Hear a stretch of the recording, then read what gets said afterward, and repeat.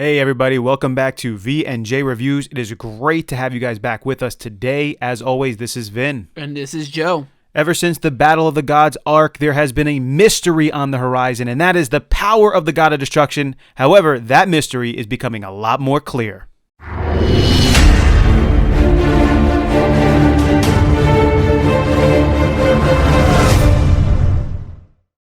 On this episode, we are going to fully explain everything we know about the power of the God of Destruction and what it means to be a God of Destruction, especially getting a lot of great insight because of Toppo and the last episode of Dragon Ball Super.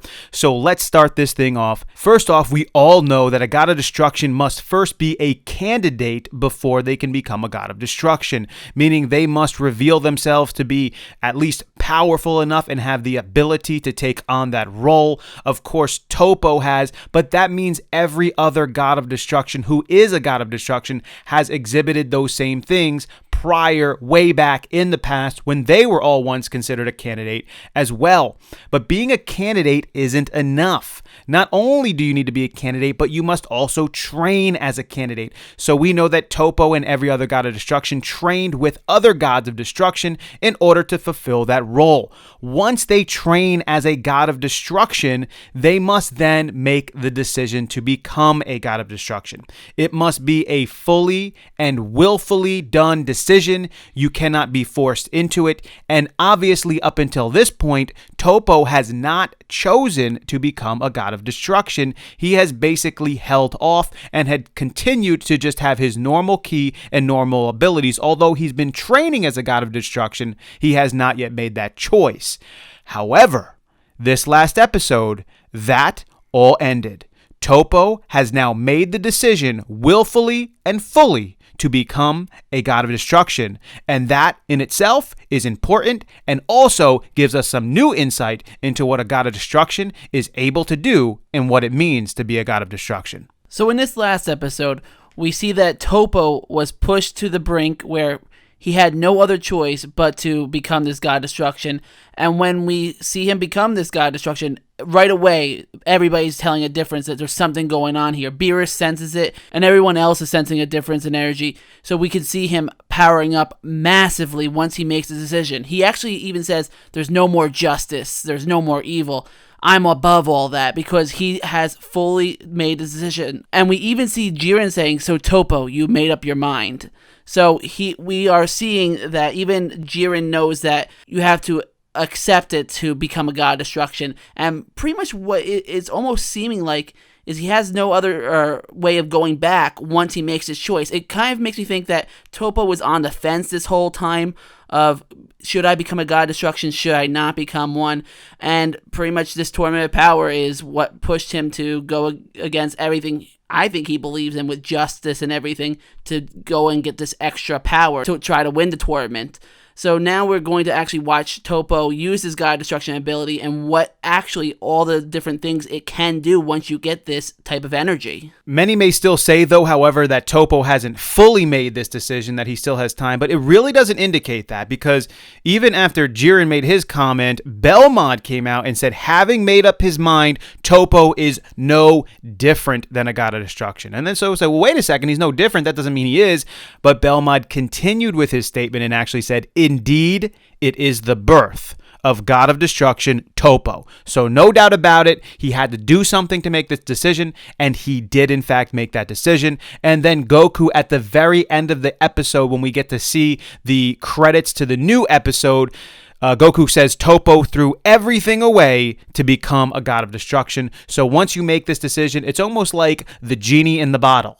You have made the decision, and really there's no going back. And so all of the duties and responsibilities associated with it are now yours, likely until somebody else takes up that role after you. So Toppo has now made that decision, and this is a lot of insight into what a God of Destruction is. And every other God of Destruction must have went through a similar sort of process.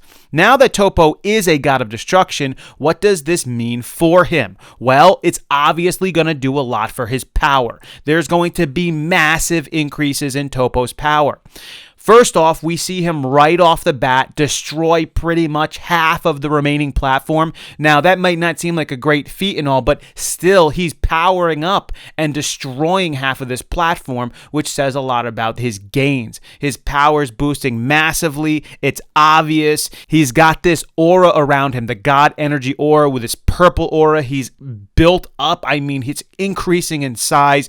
Clearly, he has everyone on the run. Frieza, 17, there's no chance. It stops Goku and Jiren in their tracks. They sense what's going on there. How powerful is he? And he now also has the Hakai ability, which is basically the ability of destruction, which in and of itself is such a powerful and massive technique and ability that it's going to make it very difficult for anyone remaining, including Vegeta and Goku, to deal with the power that Toppo is. But what does this Hakai ability really do for him? So this is the first time we really get a good look at Hakai in a fight, because he actually has it around him, and as you see during the fight, they do like blast to him and it just destroys it, and Beerus even says that it's just surrounding him and destroying everything that touches him.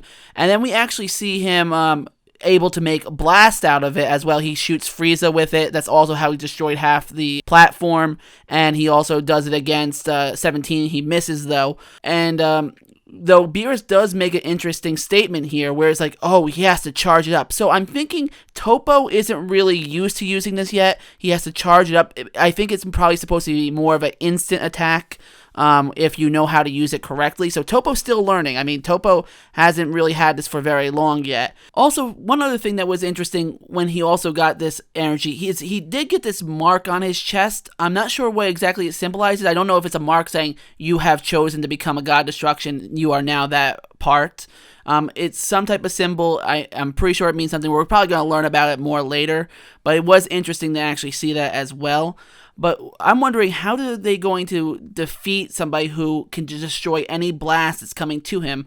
What is a technique that can actually defeat this? It does seem like it's going to be very difficult to defeat, especially because we get a great example in scaling for how strong the Hakai destruction ability is, because Frieza powers up his own energy to the size of a planet-destroying orb. Now, they did this on purpose, guys. They wanted to show us how strong the Hakai ability was. So Frieza verbatim said this orb has the ability to destroy a planet, which in and of itself is actually not that impressive anymore. It wasn't really meant to impress us. It was meant to give us a scaling of how strong this Hakai ability was. So we were all waiting, what is Toppo going to do? Well, he flicked up the Hakai destruction orb probably about half the size of a pea, and flicked it with his thumb towards this and nullified it easily. Frieza could have had something that was 1,000,000 times stronger than that. He probably could have used the same amount. I mean, it was to show us how ridiculously strong this is. So obviously we've been dealing with universal powers, so planetary doesn't seem like that crazy, but they just wanted to give us a scaling on its ability. Also of interest is the fact that 17 makes an important statement. He says about Toppo, even his normal ki waves are unbelievably more powerful.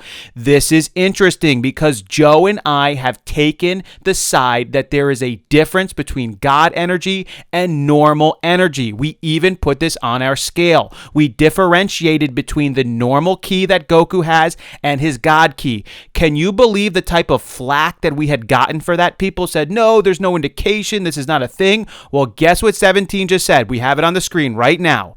Even his normal ki waves. There is a difference between normal and even mortal ki and God ki. We differentiated the two for Goku, his God ki and his normal ki. That's how he gave the multipliers just to his normal ki and not his God ki. And only when he went blue did he get the multiplier to his God ki. And this is an awesome statement to back up what we always knew and what we were always saying. This is not a perfect example because obviously God of Destruction energy is different, but it is still God energy, and therefore we can make the conclusion there is a differentiation, and we love this, even though there's haters everywhere who said there's no way you could say this, there's no indication of it. But yes, there now is an indication of it. But we're sure that people are going to hate this statement. They're going to go back in the original Japanese, and they're probably going to try and figure out a way around it somehow. But it is what it is. There is a differentiation between the two. But no matter what,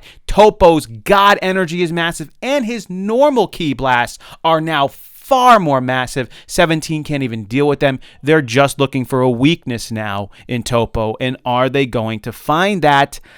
I don't know. It looks like they might struggle with it, and possibly Vegeta's going to have to try and come to the rescue to see if he can do anything against God of Destruction Toppo. Yeah, and we're going to dig deep into the fight between Toppo and Vegeta. If there is a way for Vegeta to maybe defeat Toppo or figure out a way around this destruction energy that's surrounding him, because right now it seems like all ki blasts are useless at this point. So it's going to be an interesting fight between the two, and we're going to have to analyze how this is going to turn out. So check out that when it comes out. Definitely check that out, because we have some important things to share about that many people might not be thinking about. So we will see you guys next time. We hope you enjoyed this episode. As always, go ahead and leave a comment below, your thoughts on God of Destruction Power. And if you have not subscribed to the channel up until this point, but you like the style, the information we give, sort of the way we do it, which is a little different than everyone else out there, go ahead and push that subscribe button. It's not that difficult. Just slip it up there and push it on. And if you haven't pushed on notifications, go ahead and do that as well. Go ahead and like the video and share with others. We love having you guys along with us. We will be looking for your comments this week and commenting back to you guys as always. So until we see you guys next time, this is Vin. And this is Joe. Later.